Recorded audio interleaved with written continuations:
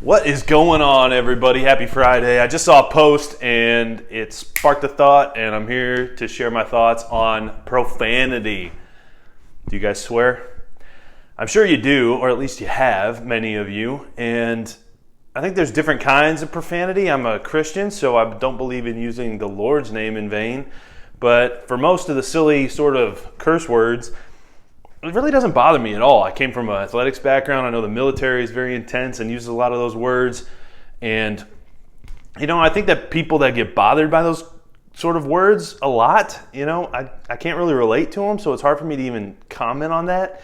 But they don't bother me at all. But I would say this, and this is my perspective on it. This is what I was taught, and I think it's a really good perspective. In most settings, almost all settings, there's just a better way to communicate. There's just a better way to communicate. You can use words and not need to use those other words. And I remember back in 7th grade, I went and switched schools. And I get to this new school, and I'll name drop this kid, Colin. I won't say his last name, but Colin was asking me about if I swore. It was a private school. It was a Christian school. And I ran through some curse words, Yeah, I swear, I know curse words. How many do you know, is what he asked me. And so I ran through some curse words, and I won't do it on here.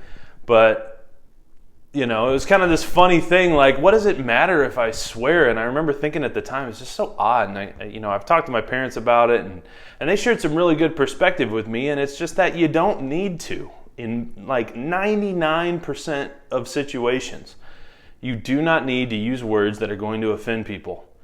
And you can tell the truth, and you can do it in a kind way. And what I was taught was a gentleman always does the kindest thing.